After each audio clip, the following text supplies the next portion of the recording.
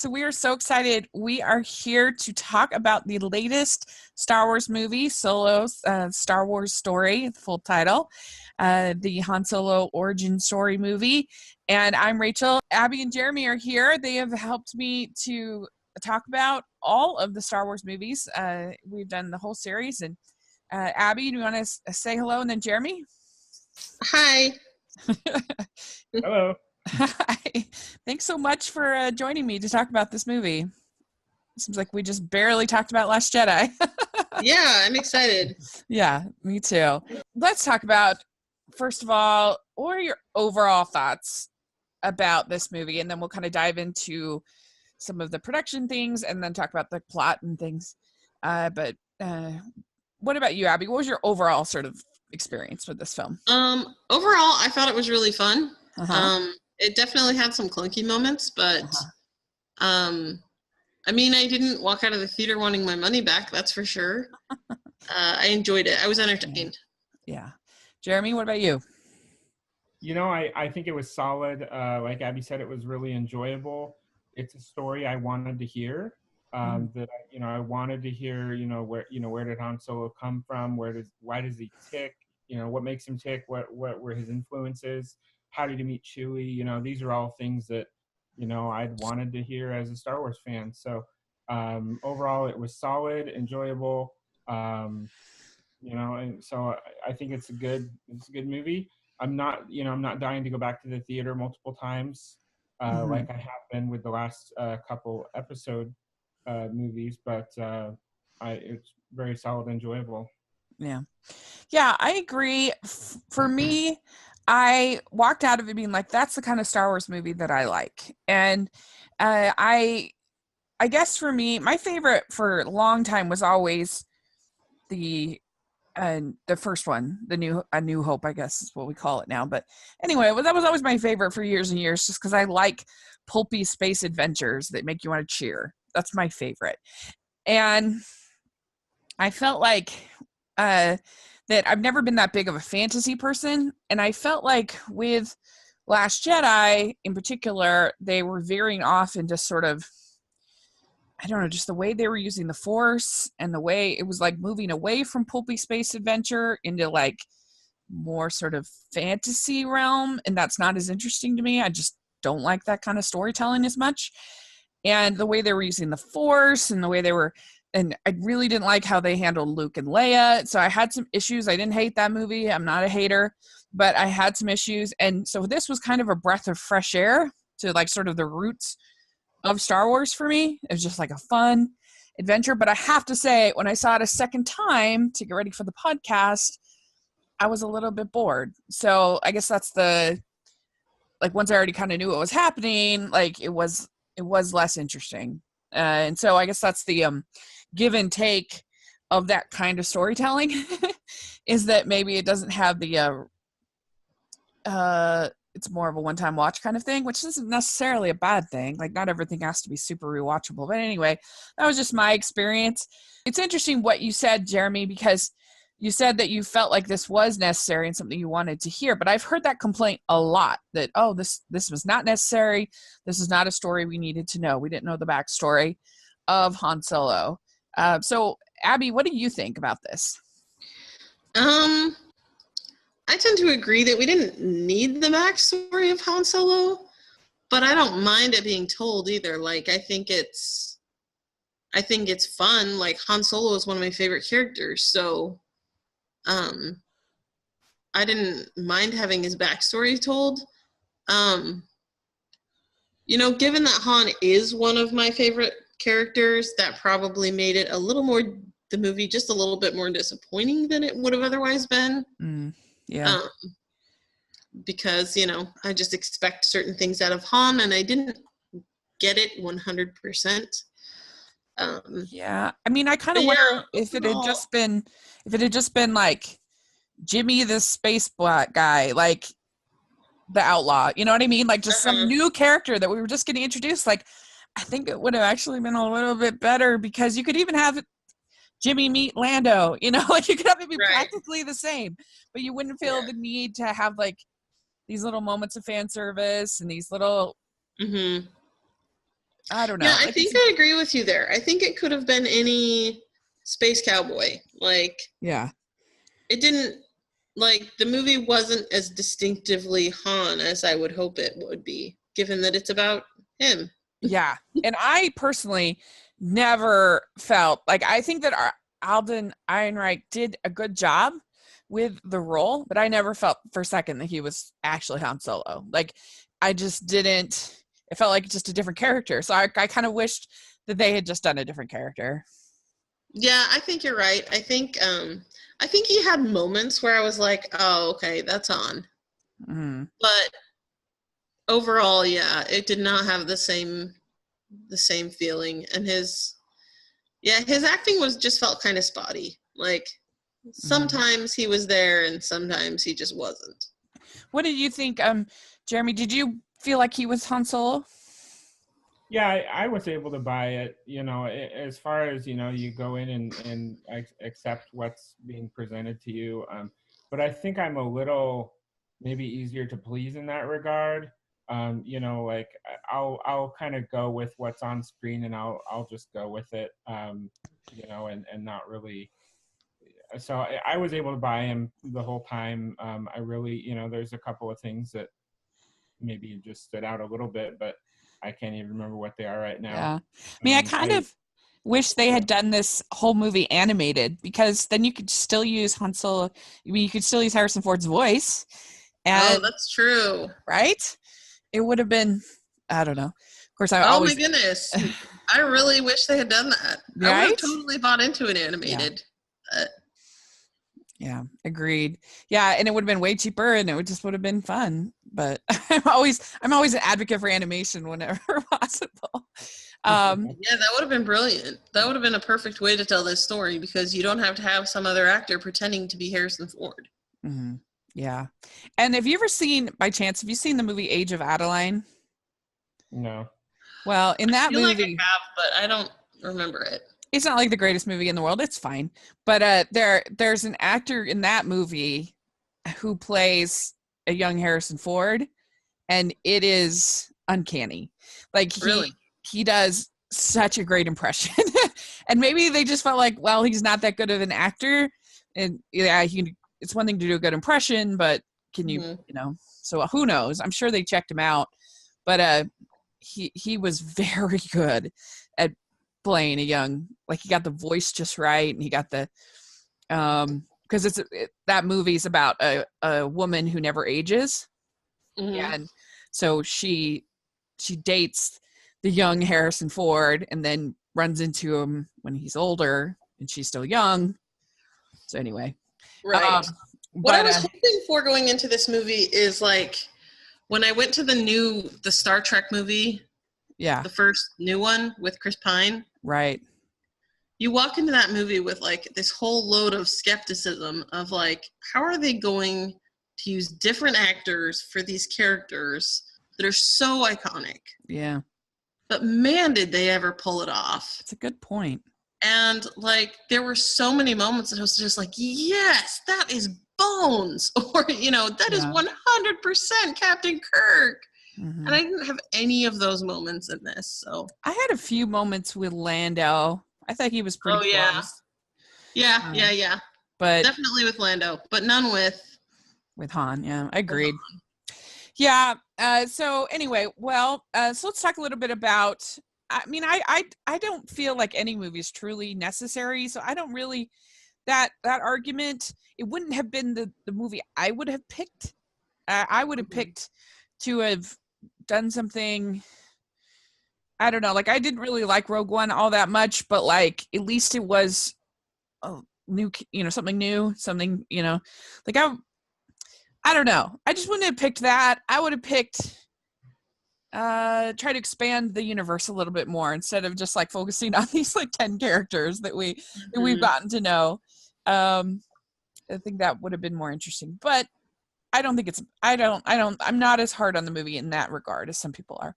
But anyway, and so this movie, we'll just talk about it out front, has been disappointing at the box office. 83 million opening weekend, which was way lower than I thought. I thought it was going to get like 135-ish, and some people were saying 150. And so 83 was kind of shocking to me. And this weekend, they're predicting only 29 million, which in the world of movies is very little. And it didn't do well overseas. And I'm just curious why you think it hasn't resonated at the box office the way that the other films have. What do you think, Jeremy?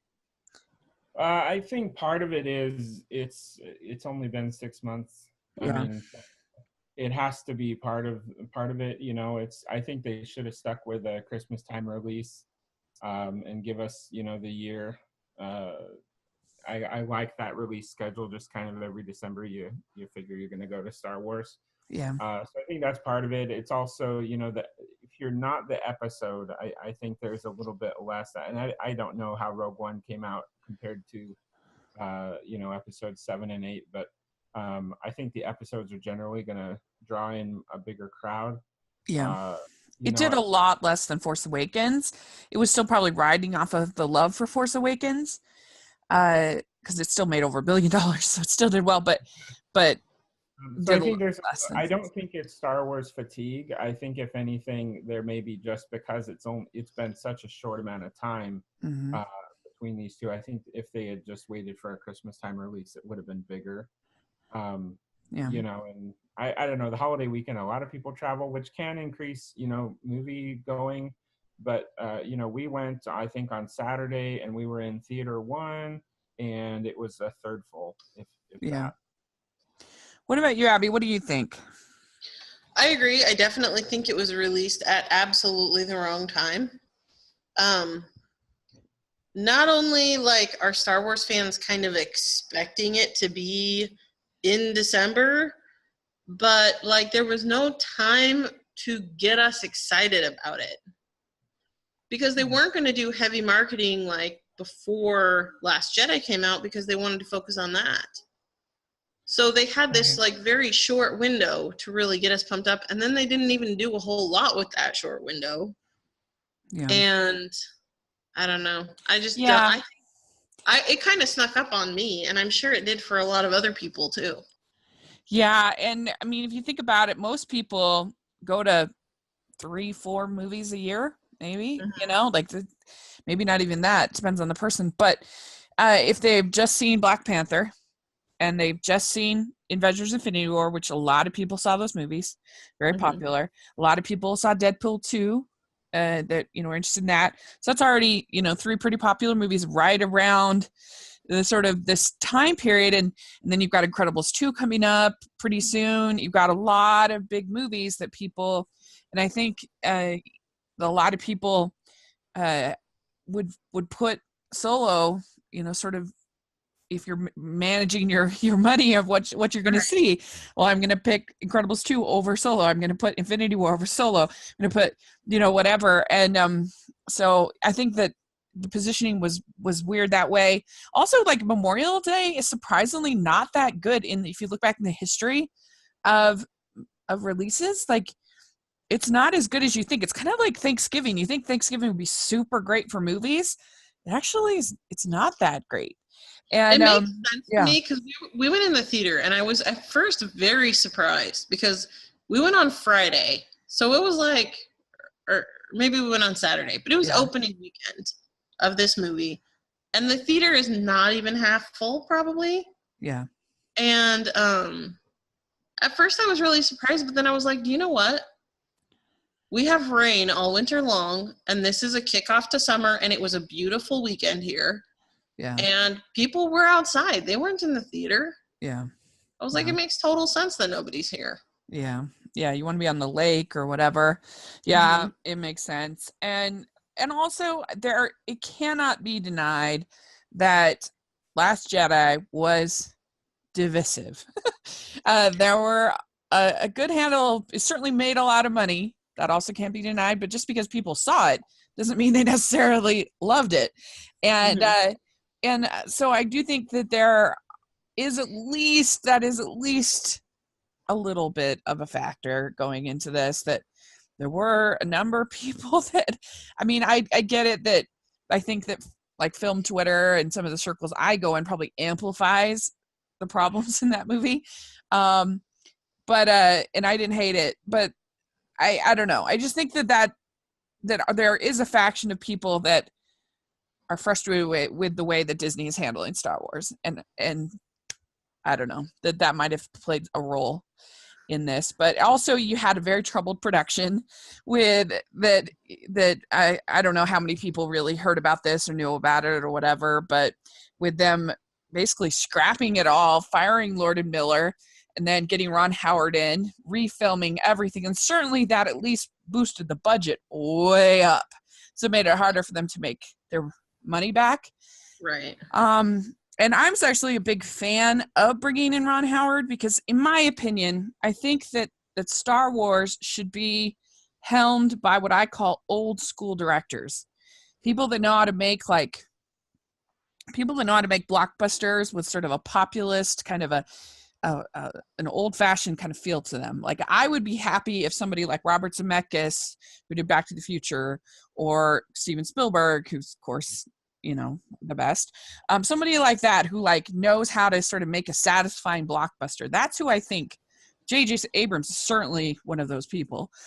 Oh, yeah. I don't really want your Rian Johnsons, your people that are making sort of more like art house edgy.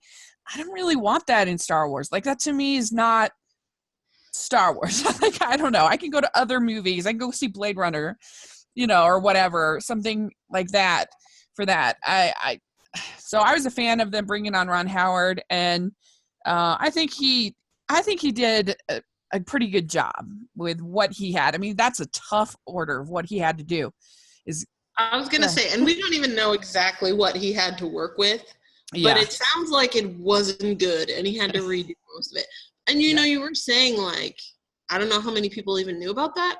Honestly, that was most of what I knew about this movie going in. Yeah. So, like, that's a publicity fail. Nightmare. Yeah. Yeah. And you're not, like, super in film Twitter. So, like, people knew about it, that it was a problem. Yeah. I follow you and, like, 2 other people who are into films, and they're not, like, you're probably the most prominent YouTuber I follow. Yeah. And, so yeah. I was, like, just the fact that I was very much aware of it, and that I'm not super follower of film stuff, like, that means that most people probably knew about it. Yeah. Jeremy, what do you think about them bringing on Ron Howard into this? I was a big fan of that. That's one thing that got me really excited about going to it, is once I knew he was in charge. And I wasn't unexcited before, but Ron Howard's a name that's going to get me into a theater. Mm-hmm. Yeah. Yeah, I mean, he's had a few duds, but not that many. And he just knows how to, I think, make a really satisfying movie.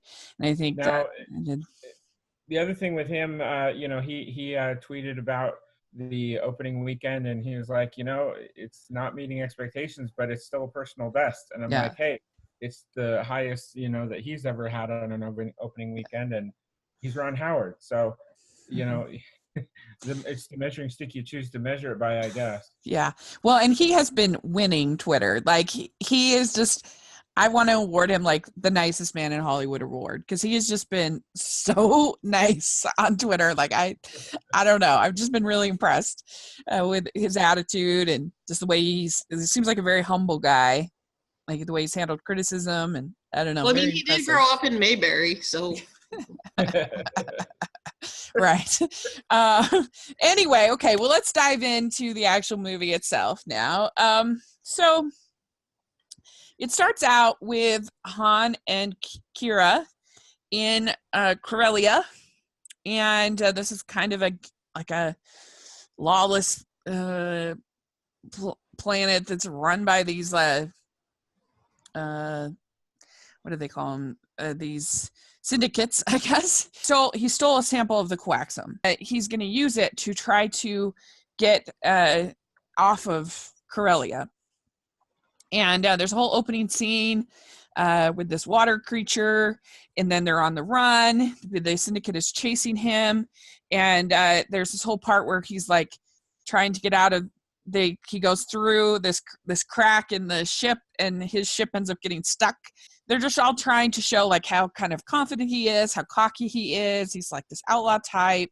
They end up getting to the train station or whatever, the transport station, and he is able to get through. She is not, and so there's that whole sort of sequence. What did you think about this intro, Abby? It actually worked for me. Like, it had me pulling for Han. I felt like having him come from this sort of like planet where he had to learn how to like scrap his way out, and kind of claw his way out of there worked. And I liked him and Kira. Like, I thought that was kind of a good way to show us kind of the type of guy he was, I guess. Mm-hmm. So I don't know. I thought the intro overall worked. Yeah. What about you, Jeremy? Well, I felt the same way. I liked it. I like kind of the humble beginnings. You know, again, he doesn't have really anything, not even really freedom, but he's resourceful and finds ways to outwit people and get what he needs, and you know, and you truly get to see, like she tells him, you know, we get to see he really is the good guy.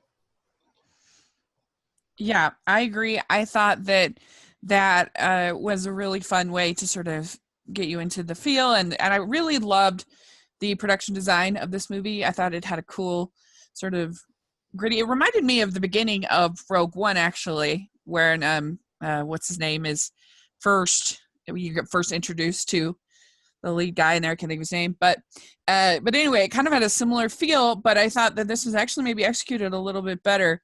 As far as really getting you to know who this character is, and maybe it's a little unfair because we already kind of know who this character is a little bit, but yeah, I thought, I'm not the biggest Emilia Clarke fan. I really did not like her Terminator movie at all, but I thought that they had pretty good chemistry, and I thought it was pretty good. I liked her in this well enough, and yeah, so it all worked, I think, well for me. And then he's determined he's going to go find her again, get back to her, and so he sees the Imperial Navy is looking for recruits, and he decides to join in order to learn how to fly. And this is one spot where I thought it was kind of groan-worthy, is them giving him his last name. Like, that was just oh my gosh, no. That was right? so bad. Yeah. Like, come on. Like, that was just like, so it was just not needed. Like, we don't need to know why. Like, that's the part that's unnecessary. We don't need to know why. Hey, can I make a really mean analogy here? Yeah, go for it. It reminded me of an episode of Gilmore Girls where Taylor creates the Stars Hollow Museum. And there's like this diorama of how the name of Stars Hollow came to be. And there's this like really cheesy conversation between these diorama figures. And one of them, they talk about the stars, and they're in this hollow. And this guy goes, stars, hollow, stars, hollow. And that's what it reminded me of. I was like, Han, Solo. It's so cheeseball and like major dorky. Yeah, that was really groan-worthy. I was reading an article about the movie online, and they said that this was the line that they used to pitch the movie, and why Disney went with it was that, like, they heard that line and they're like, okay, we're gonna make this movie. Really? Oh yeah. Wow. Oh dear. Knowing that, it turned out really well. Yeah, it really did, if you know that. That's hilarious. Oh yeah, that was really groan-worthy. It was just kind of, I don't know. It's just not good. But anyway, so then it goes to 3 years later. He's in this war. He's in the battle. He notices some people, and that's when we get introduced to these criminals, I guess, Tobias Beckett, played by Woody Harrelson. They kind of go back and forth, and then he gets thrown into a pit with a beast, and it turns out that it's Chewbacca. And I didn't really think about it until I was talking with one of my friends, and she was like, did they kind of imply that Chewbacca eats people? Because they're like, he hasn't been fed in 3 days, and then they throw Han down there. It's like, that's kind of disturbing. I don't want Chewbacca to be a people eater. I don't know. I'm good with Chewie being a people eater. I mean, he's not a person. He's like, I mean, I think the reason it seems disturbing is because, like, he's so human-like, I guess. But he's not a person. Like, he's an animal. Or not an animal, but like a totally different space. He's not even humanoid. He's a creature. Like, he's Sasquatch. I mean, he's really smart. He holds it in, like, for all the other movies, I guess. Like, he gets quite tamed. I never thought about it until she mentioned it. I'm like, ah! I don't know. Did that alarm you, Jeremy? You know, I hadn't really, it didn't, but I don't know. I hadn't really put those two things together. I guess I was either, it didn't bother me. It's like, you know, you do what you got to do if you're captive and they're sending you morsels of food. Go for it. Yeah, there you go. Poor Chewie. He's 190 years old. You don't get there by not eating the food that comes along. Yeah, my impression of it was more like he's in survival mode. Like, these people have been enslaved. He's chained up in this, like, pit. Like, he needs to do what he needs to do. So, yeah, he's big and strong and can be really wild. So. Yeah, there you go. And, like, I don't know. I really, like, it is kind of random that Han happens to be able to speak Wookiee. But I don't know. I guess he just has to for the story to work. I'm sure that's later. I loved that he did. And it's broken. It's, you know, it's like, so it's not like he's fluent or anything. But I like, and again, you've got to find a way to have them make some sort of connection, and it can't just be, you know, there's got to be something. And so how do you get started with a Wookiee?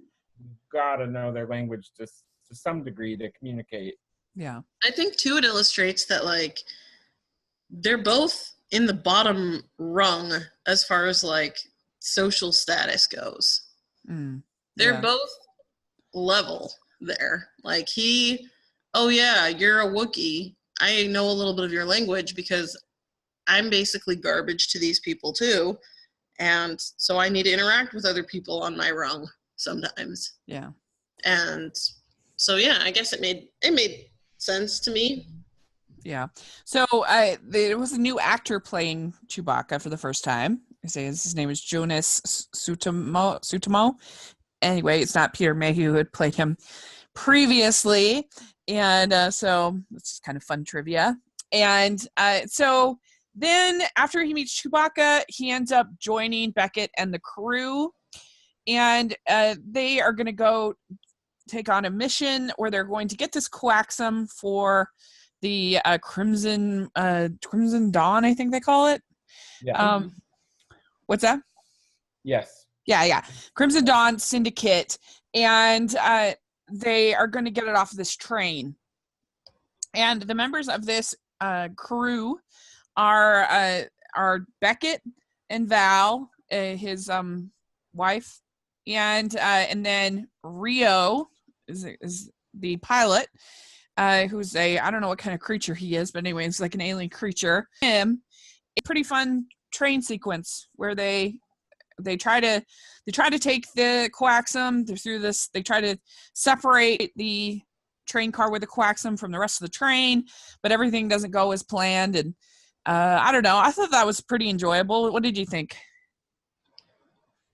I liked it. I thought it was well executed, and it was fun. Like, it had me,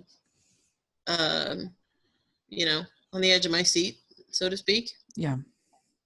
Yeah, it was a fun heist scene. No problems with it. It was exciting. Good suspense. Yeah, it was good. Yeah. Did we lose Val and Rio too fast, you think? No. They were just in it for so little. I didn't really think need so. either of them, so Need more I of was them. fine with it. Okay. Well, and you needed Rio out of there so that Han would be the pilot. And so that's his natural way to step up and truly be part of the team. And Val, I don't know. I think that one I think you could have done one death or the other. Mm-hmm. That one really impacted Beckett. But it also showed how dedicated the crew really was to their missions. I don't know. And I think it was meant to show Beckett's character, his whole don't trust anybody, that even Val, he didn't 100% trust, and that I think it was just kind of supposed to show sort of how workman he was in a way. But I thought it was okay with it. A lot of people complained about it, but I didn't have a problem with it. I guess I thought Rio was a little bit annoying, so I didn't mind that he was gone. I mean, it was sort of a weird way to execute it because he just gets hit in the shoulder, and you're like, why would that kill you? Why are you dying? Yeah. What's going on? How was that a kill shot? I don't understand. Yeah, I didn't need him to die. I really was fine with his character. I didn't like the way he looked, like the way he was animated. I didn't like it, so I was kind of okay when he died because I was like, he's weird looking. Yeah, he's kind of weird looking. And there's these pirates called the Enfes, and I always thought they were saying the infant's nest, and I'm like, what is that? And that's a way different thing. What is that? What is that? And so we'll see them a little bit later on, but they're the ones that kind of ruin everything. Yeah. So what did you think of Beckett as a character? What do you think, Abby? I thought he was a pretty good bad guy. You kind of know he's a jerk and that he's dirty and like Han does too. Mm-hmm. He's the kind of guy that Han would have associated with. I thought he worked. Mm-hmm. Yeah, I really liked him. I thought it helps build, what this is kind of the prototype for Han Solo. He's the guy who's going to go out and get these jobs done. You kind of living on the edge. You never know who you can trust and who not, and so you're always ready, to shoot first. Yeah. And I kind of like the lesson that he learned from there, but Han Solo becomes kind of a tempered version of Beckett, where yes, he's got this Beckett streak, he'll shoot first, but he's also still the good guy, and that's what separates them. Because Han, you see at the end of A New Hope, Han comes back, mm-hmm. and Beckett would not have. Yeah, right. Yeah, and even here, you see that Han can definitely have he's definitely touched by the Enfys, the pirates, the Enfys, or however they say it, the pirates. He's touched by them at the end, and so he has that softer side, but he kind of knows he has to be more like Beckett in order to survive, I think, mm-hmm. which is interesting. So can I just say that I felt like the pirates, whatever they were called, I felt that was a little bit heavy-handed with the social political message. Yes. I agree with you. We not make every Star Wars movie a propaganda film about social justice. Not that I'm against social justice, but maybe we can do this in a more subtle way that isn't hitting me over the head with it.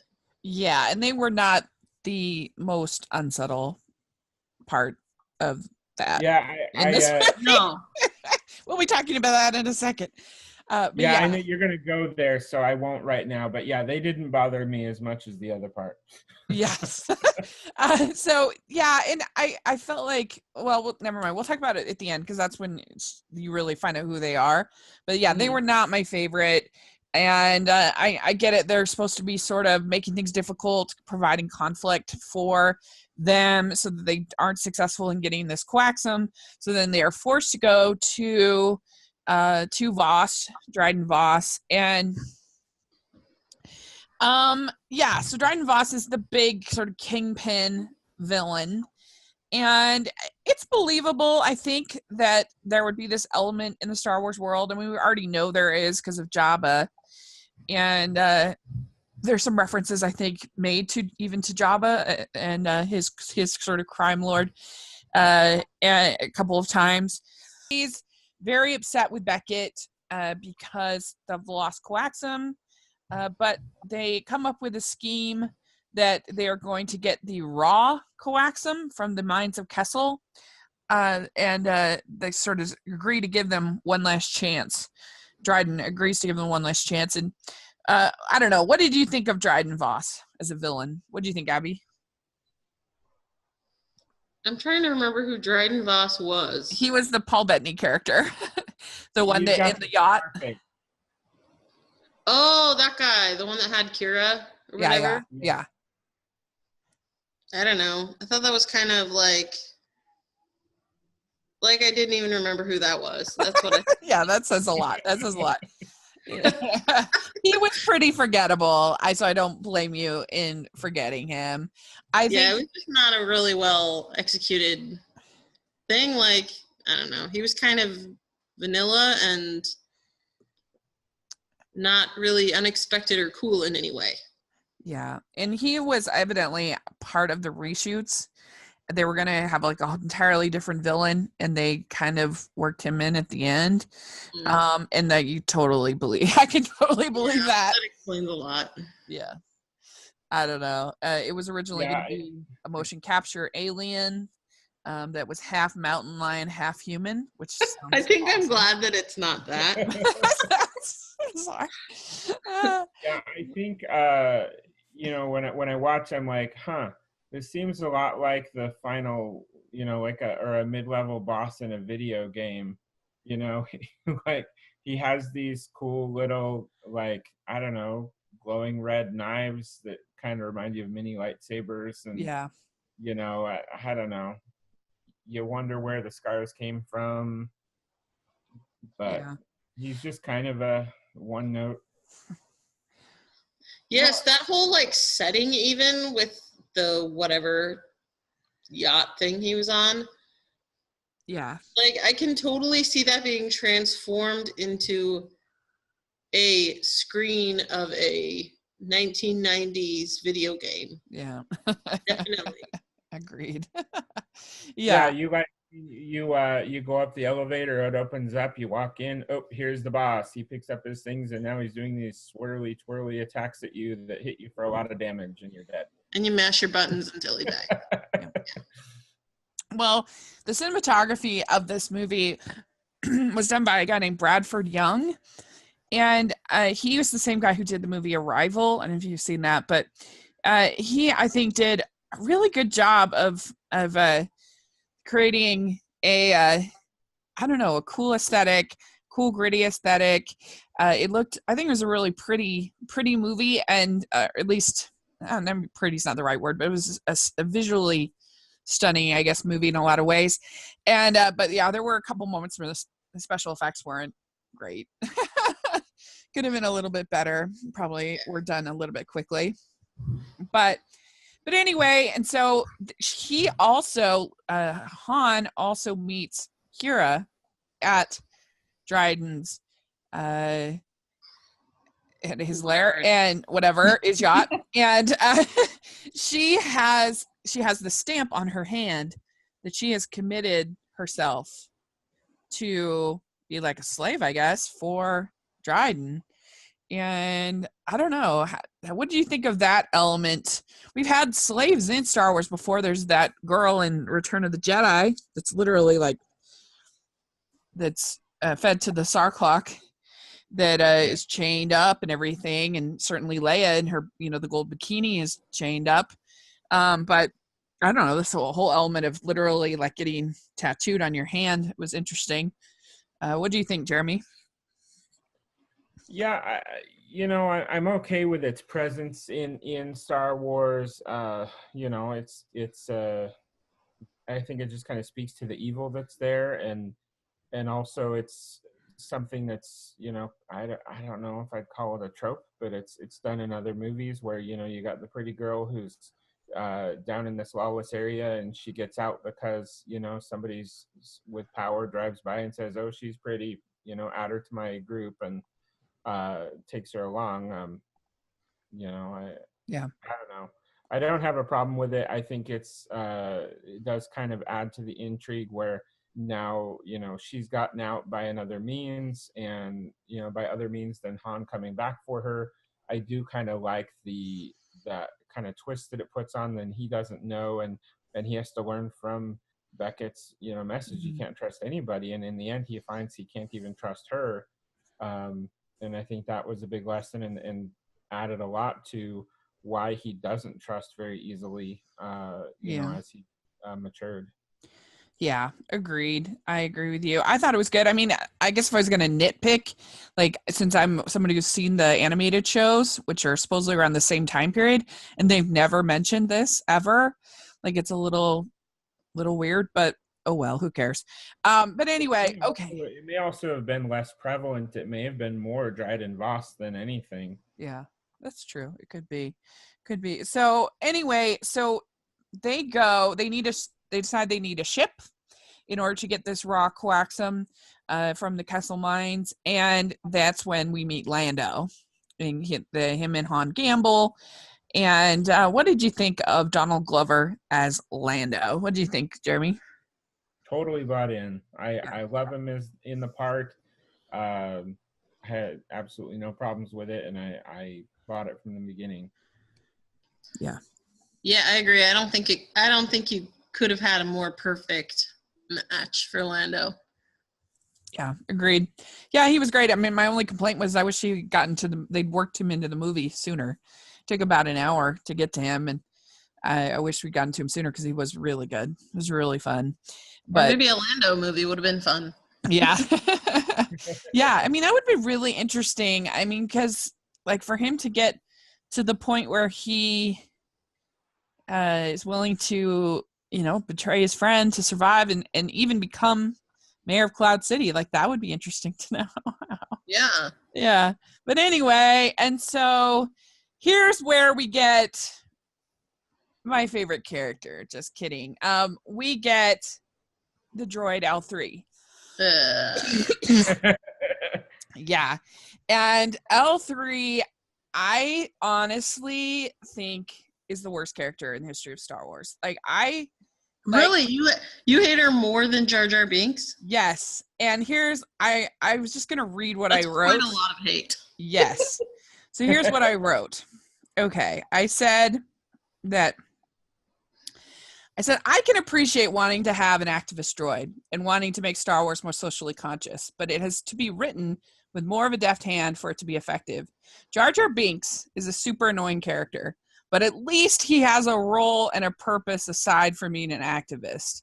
He ends up getting his people, the Gungans, to fight with the rebellion and takes the Jedi to meet them.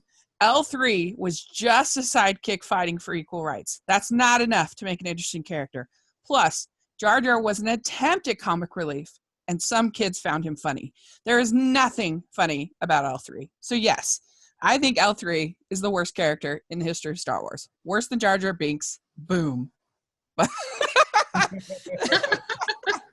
Yeah, I thought that she was terrible. I thought that she just stuck out like a sore thumb because it's an interesting idea in theory to have a droid that's like sticking up for droid rights, but the way it was executed was so clunky and so like it just felt so out of place and so like in the middle of an action scene for her to be yelling like, I'm so glad we came on this ship and droid rights and freeing all the droids, to me was just so cringeworthy. I really hated it. I thought that she was awful, and the whole idea that a character like Lando would be not only like friends with her, which I don't buy, but that he would be like attracted to her was like so ridiculous. And like, I don't even know where to begin with that.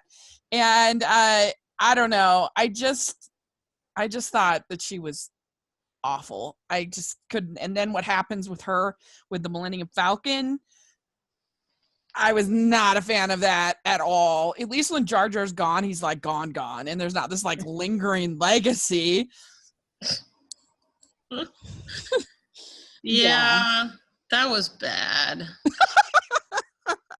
I get why you're saying she's the worst character in Star Wars history, but she's still not the most annoying character in Star Wars history. Because Jar Jar Binks just like tips the annoying scale. There's just, and he has so much screen time through multiple movies. Yeah. Whereas she like, okay, we have this lingering notion that she's somehow part of Millennium Falcon, but like we don't actually have to hear her talk anymore. Oh, thank God. Which is nice. Yeah.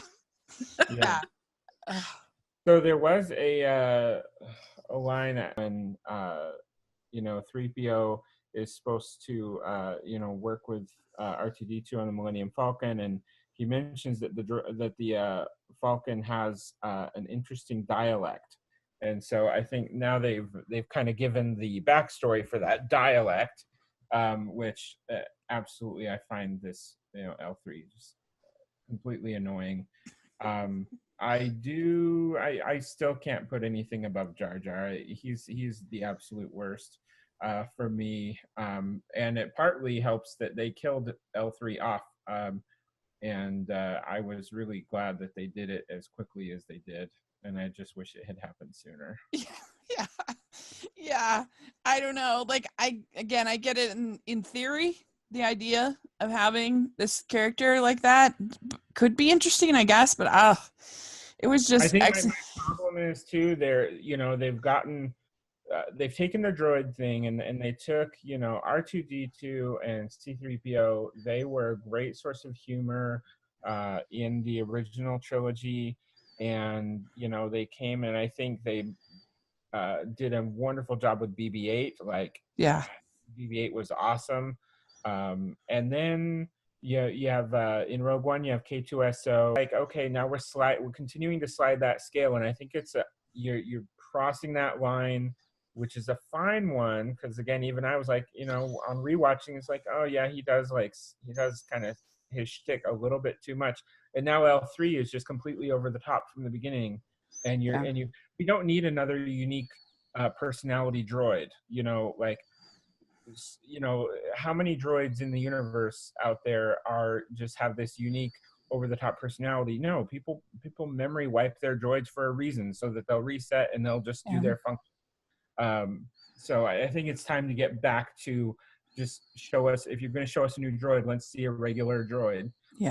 Or bring back one that we already know. Yeah, and the whole idea of her like setting all the other droids free, and like it just was so groan-inducing. I was just like, ugh. I don't know.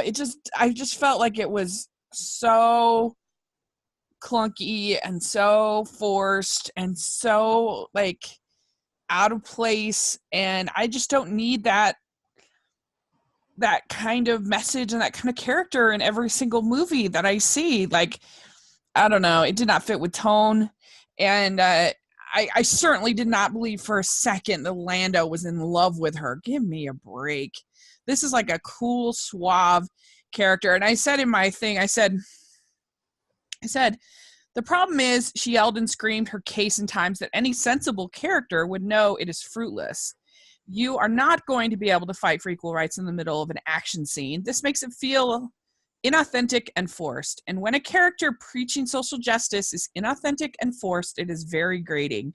As a woman, it doesn't make me feel represented to have a character that is unbelievable, cloying, and one note. In fact, it is kind of insulting when writers feel the only way to portray a minority viewpoint is in a shrill, awkward way.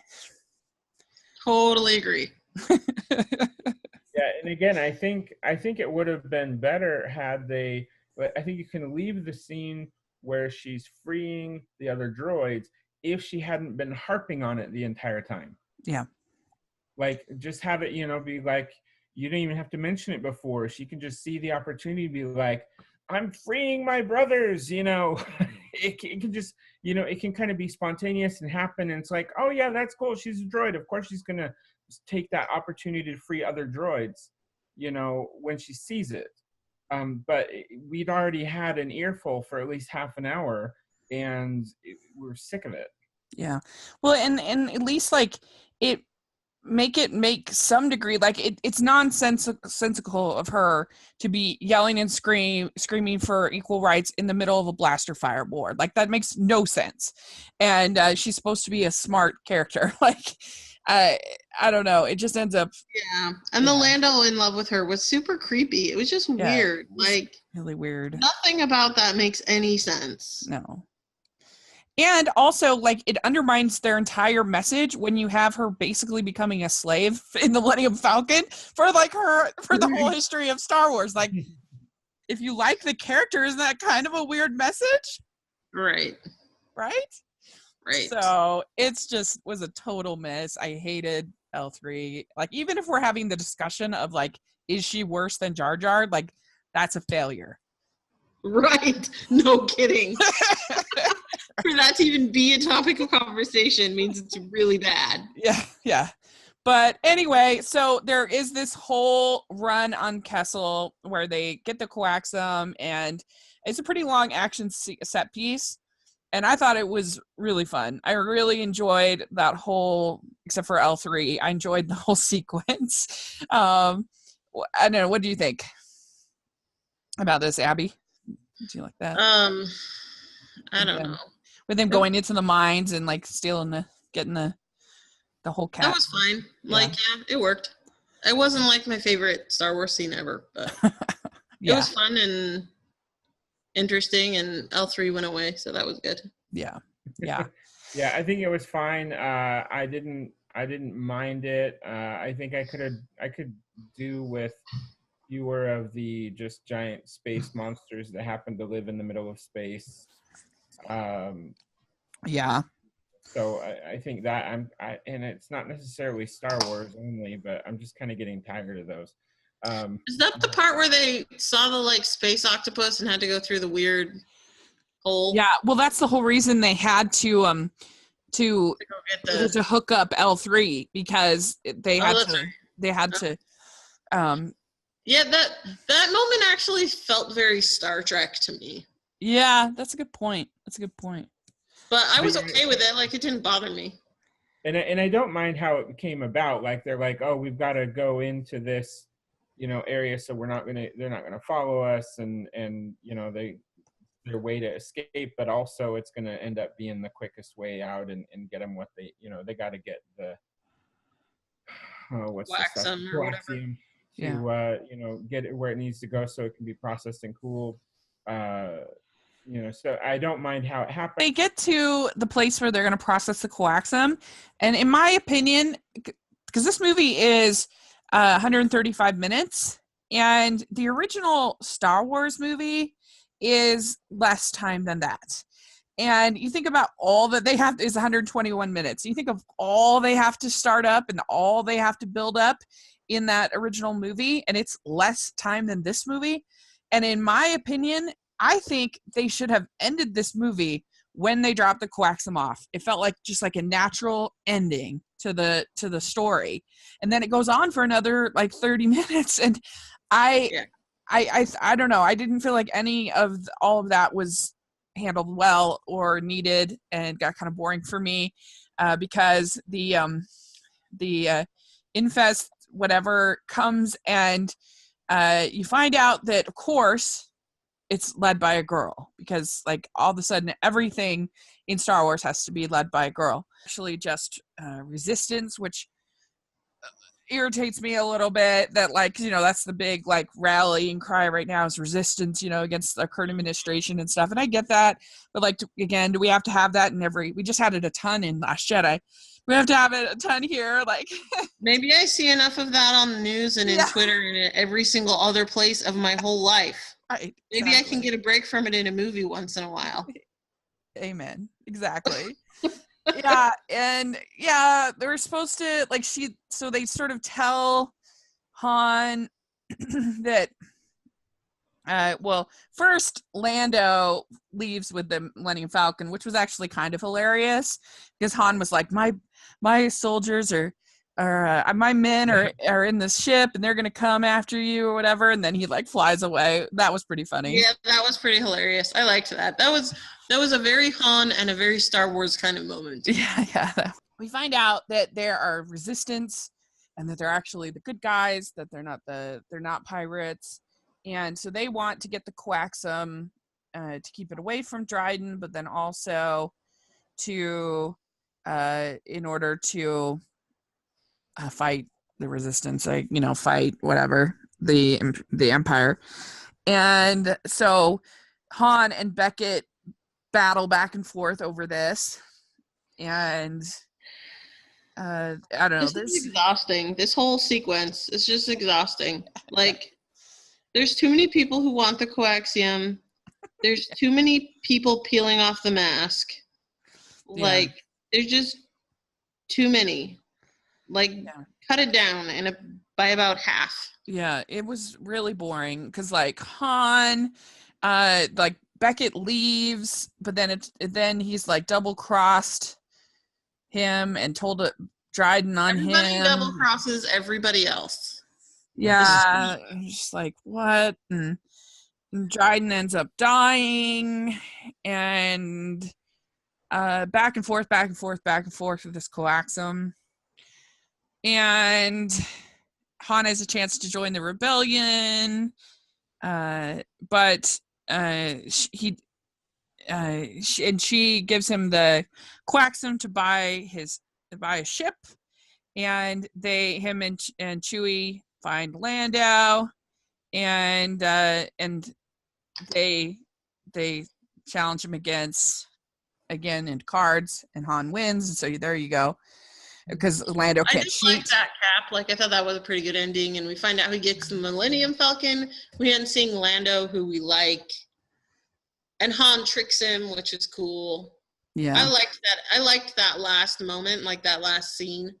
Like, that would have been fun. Like, we don't even need any of that other stuff, like the back and forth with coaxum and these, you know, these pirates. Like, we don't even need any of that, really. You could have just gone right from they're going to refine it here, and then next scene is the ending with the scene with Lando. Yeah. I don't know. What do you think, Jeremy? I could dig that. You know, I don't need you to bring in kind of the beginnings of the rebellion. And so Kira kills Voss. He contacts her superior in the Crimson Dawn or whatever, and it turns out it's Darth Maul. I forgot about that. And so she asks him if she can take Voss's position, basically, in the Syndicate, and so she is up to no good, basically. And I know neither of you watched the shows, the animated shows, correct? Oh, I've watched all the Clone Wars, and I'm now most of the way through. Well, I'm about halfway through Rebels, but I know the Maul storyline. Okay. What about you, Abby? Did you know about Darth Maul coming back in the show? I did not know about it until Jeremy explained it to me after the movie. So was it confusing? It was confusing. It was just kind of like, what? Why is Darth Maul there? Like, I'm confused. And I also thought it was dumb. Like, I don't know. I think it was trying to come off as like a reveal kind of to moviegoers. Like, oh, yeah, he's really alive. But it really just came off as like, I don't know if I buy that. Yeah, I agree. I think it was supposed to be like this big reveal, like, ooh, Darth Maul. And I've never been that big on Darth Maul, to be honest. Like, he's fine. No. I don't hate him, but I think that someone like Grievous or Count Dooku is better than Darth Maul, personally. I don't understand why Darth Maul is like a caricature bad guy. Yeah. Like, he's too far into the realm of, like, silliness. Like, he looks really pretty has cool. Horns. Yeah. And a red and black, what? Yeah. No, I just think he does not belong anywhere in the Star Wars universe, and I don't like him, and I think he needs to go away. Yeah. Yeah, it wasn't a fun surprise for me. What about you, Jeremy? Was it a fun surprise for you? It was. I like it, and I like the character. I think that one of the biggest problems with the prequels is, or one of the big problems was that they killed him off. Mm-hmm. And I think that's a kind of a weakness in movies is when you have a villain who you've treated to a good storyline and you kill them off way too fast. Star Wars does that quite a bit, Yeah. and where you have Maul and then you have Dooku, and they both get killed off basically within a movie Yeah. of getting to know them. I think either one of them should have been a villain through the first two movies. So refresh my memory. Mhm. What was his storyline up to that point? Because I felt like in So- the prequels he was just like scary Well, looking bad guy gets cut. Yeah, so in Phantom Menace, Darth Maul is Sidious's apprentice, and he is sent out to Tatooine and is looking for the Jedi, and Qui-Gon Jinn and Obi-Wan are there, and ends up engaging them, and then at the end of the movie, they end up fighting him, and he kills Qui-Gon, and then Obi-Wan slices him in half, and he falls down a chute, one of the endless pits that appear in Star Wars when you need So one. why does he look like that? Is there like a race of aliens that all look like that? Yes. Yeah. Yeah, And It just seems supposedly, so on the nose to like Yeah. bring him to the dark side. yeah, it's true. It does kind of look like a devil kind of character. But I don't know. I still thought it was kind of cool, and his like lightsaber was kind of cool. But like, Yeah. I don't know. I just like he's fine. Like I don't hate him. I just think he's fine. Yeah, he gets these metal legs.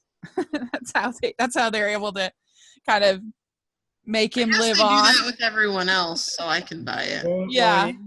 In the animated, I think it started in animation is when they brought him back, and I think it fits a little better there. Is that he Yeah. basically kept himself alive through the Force, because of his hatred for Obi-Wan, and long enough to where they could, he could get metal legs attached, and then he's basically back, and I think I liked, if they'd let him live and just ended the battle, from episode 1 going into episode 2, you have this great reason for this villain to want to come back after him. He's been defeated, and Obi-Wan wants to rematch because he's killed Qui-Gon, and you just build suspense and story into the next one. So because I missed that, I think I'm glad he's back, and I'm interested to see how he crosses over into movies. I think it was kind of a shock for people who didn't see the animated series, and to where there's even confusion about, well, this must have been written before Phantom Menace, and that's how he's there, and so it just caused more confusion for people who weren't familiar with his story. Yeah, but it would make no sense for that to happen before Phantom Menace. Oh, absolutely. I mean, the ages of people would be completely off, but it's still, it's like if you're not familiar with Darth Maul not dying in episode 1, then it just brings up the question, well, how did this happen? Yeah. I agree. I think it could be confusing for people, and it just really wasn't that big of a, like, for the people that know about Maul, it's kind of like, oh, they're pulling out the Maul card again. But then for the people that don't know about him, they're confused. So I feel like it's not really a fun reveal for a lot of people. I don't know. It just didn't do much. It was unsuccessful, regardless of whether you knew what happened or not. I think I so. would say maybe the more fun thing is you're getting more crossover into Clone Wars material from the animated series, and I did enjoy that series a lot. I think it opens some doors, and even he's like telling Kira to basically rendezvous with him on Dathomir, and from Clone Wars we know that's you have the Night Sisters. Basically it's a group of witches who live there, and so I think if you have another movie that features Maul and they follow this storyline, Star Wars is going to get really weird for some people who aren't used to the animated series. If they have the space whales, then I'll really be surprised. But yeah, and the Night Sisters. That is so Star Trek. Holy cow! The animated series. I do think that I actually think the animated series is the best all of Clone Wars, but I watched all of Rebels and I loved it. And maybe that's partly just my love for animation, but I thought it was so well done, and I think partly is because it's all these new characters that you're getting to know. And I mean that's some that we'd seen before, but I don't know. I loved getting to know characters like Ezra, and just I don't know. To me, it was just great. But anyway, so yeah, at the end we see that Han has the Millennium Falcon, and he's going with Chewbacca to Tatooine, where a big shot gangster is putting together a crew for a heist. So obviously he's gonna meet up with Jabba the Hutt, and yeah, so there you go. And I really don't think that we're gonna get a sequel to this with how the response has been. I just don't see it happening. I think that, like, personally, if it was me, I would tell, like, if Lucasfilm was asking me for advice, I would stop the Rian Johnson trilogy, because I just feel like that is just really risky right now. And I would not do a Chewbacca. I mean, and not do I would not do another Han Solo movie. The only way I would do a sequel is if it's for their streaming service. Yeah. I could totally see that working out there, making it a little bit less expensive and doing it there. But I just don't see us getting a sequel to this movie. Yeah. Well, I'm obviously not in the Disney executive decision-making circle, but I don't feel like I don't believe there's a plan for strictly Solo sequels. I know they've talked about doing the Boba Fett movie, the Kenobi movie. I believe that the story will continue, but through those. Yeah. Because Boba Fett could very easily be, that could continue this story as they're heading to Tatooine. They could also just drop that and say, hey, he's, you connect the dots. He's headed to Tatooine. That's where we found him. So that could very easily, maybe Han Solo appears in the Boba Fett movie at some point, but it wouldn't be focused on him necessarily. Yeah. So I don't see, again, a reason to do Solo parts, 2 and 3 or whatever. I don't believe that's their plan. I think they've got enough being told in this time period with Boba Fett and Kenobi movies planned. I was actually wondering, I hadn't heard any of that. So I know episode 9 is obviously happening in probably December of 20. Next December is the plan. Yeah. And then beyond that, what do they have any set in stone? They've announced some stuff like the Obi-Wan and the Boba Fett movie, but nothing there's no scripts, it's just they're not filming anything. Yeah, no. And so I don't know. You have episode 9, you have the Kenobi, and you've got Boba Fett, and then you have another trilogy of episodes with Rian Johnson. Yeah. I don't know. That just seems very risky to me, but what do I know? They know more than I do.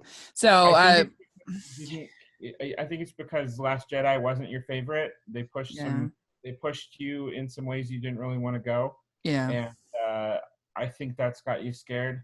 I actually really loved Last Jedi, and so I'm really excited for the Rian Johnson trilogy. I liked his direction.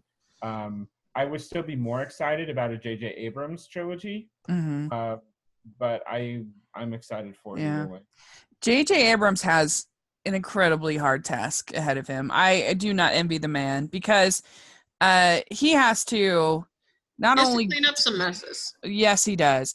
And he has to not only finish everything in a somewhat satisfying way, but he has to deal with the whole Leia thing. I mean, that is really tough. And there's just, I don't know, you can tell that Rian Johnson did not go the way that J.J. Abrams had planned. I don't care what anybody says. It just, there's no way that is the plan that he had for the second.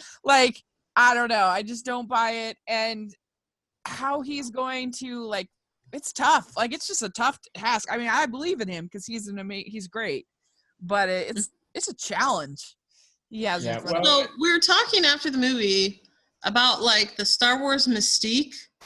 Like there has to be some mystery. And whenever you answer questions Yeah. in the viewer's mind, you need to create new ones. Yeah. So like J.J. Abrams is an expert at that. Yes. Yes. Sometimes like in I think he's learned a lot over the years, but in Lost he leaned too far in the direction of creating new questions all the time. Mm-hmm. But in his more recent movies, it seems like he's done a really excellent job of finding that balance of answering questions so we're satisfied and creating new questions so there's some mystery and we want to watch more. Yeah. And that I felt like that's where both Last Jedi and the Solo movie just kind of fell flat. They answered too many questions without creating any real new ones. Mm-hmm. Yeah, or just, I don't know, answered them in frustrating ways, or I don't know. It's just an interesting thing for Star Wars. And I feel like actually the best thing for JJ at this point is that now he's going to have a year and a half for people to get like enthusiastic again. Mm-hmm. Because, like you said, this only had 5 months.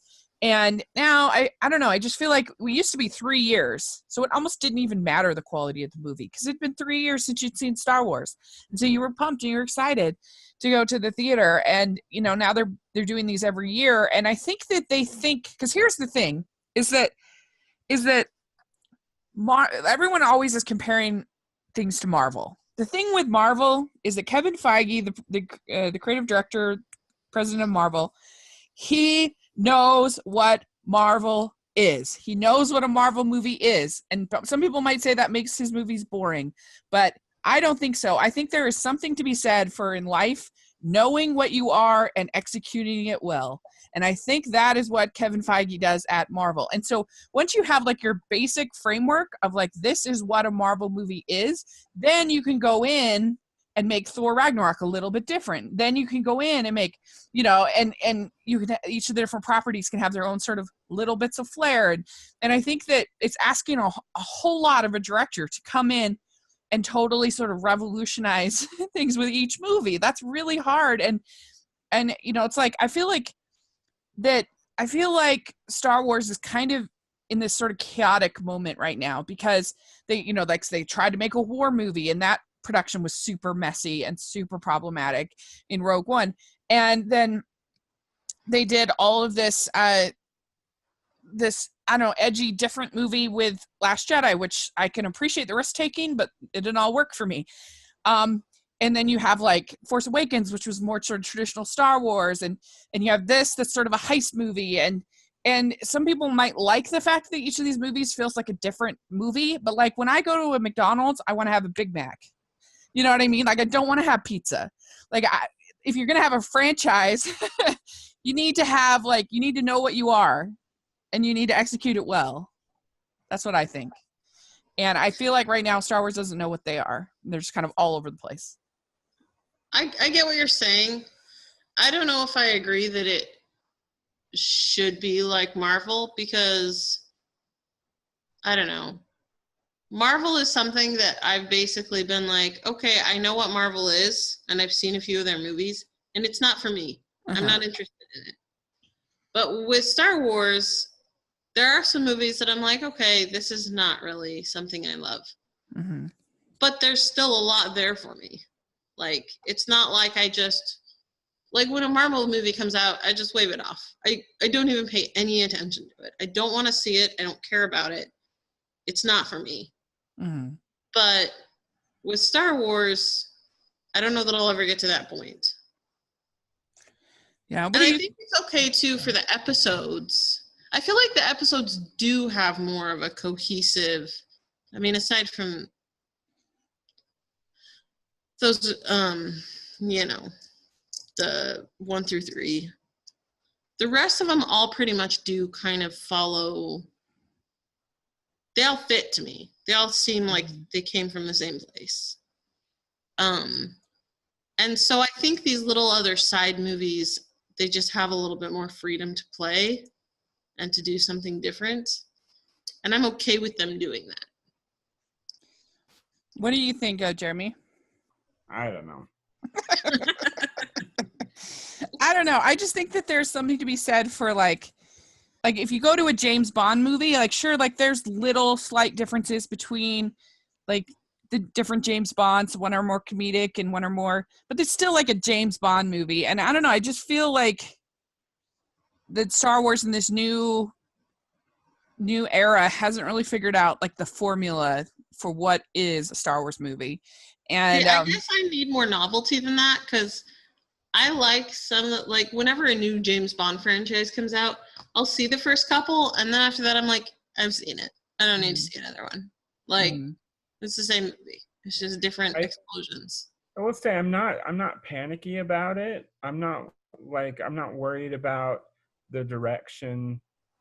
This movie was, if this is the quality level that we're going to get from a yearly movie, I'm okay with that. And I can get there. I'm going to go to the theater. I may only go the one time, but it's a good movie. It was enjoyable. It was more Star Wars. And I'm the kind of guy, like, if it's a Star Wars movie, I'm going to go see it. And I'm going to be glad that there's more Star Wars out there, because it could be over. It could be done. Somebody may not have bought it, and we wouldn't be having Star Wars movies. It's true. And it's in that piece of me, I'm always going to enjoy more Star Wars. And, this one still, it's middle of the pack for me. It's not, it's obviously nowhere near the top, but it was enjoyable and it was a lot of fun. It was not, like episodes 1 and 2. So again, I'm okay with the current direction, and I'm interested to see where we go. I know this particular movie had its flaws. It had a lot of controversy, a lot of setbacks, and they still were able to come out and put out a good movie. Yeah, it was. I think there's a lot of truth to what you say. All right. Well, I think we pretty much covered everything.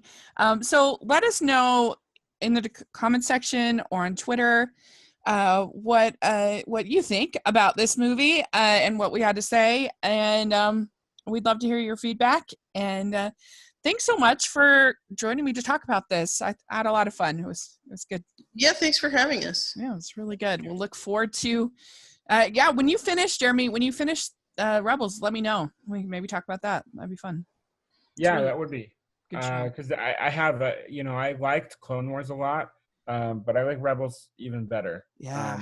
It's been amazing, and it's fast paced. It's accessible to my kids, and also enjoyable to me. It's great. Yeah. I love Rebels. I just thought it was so good.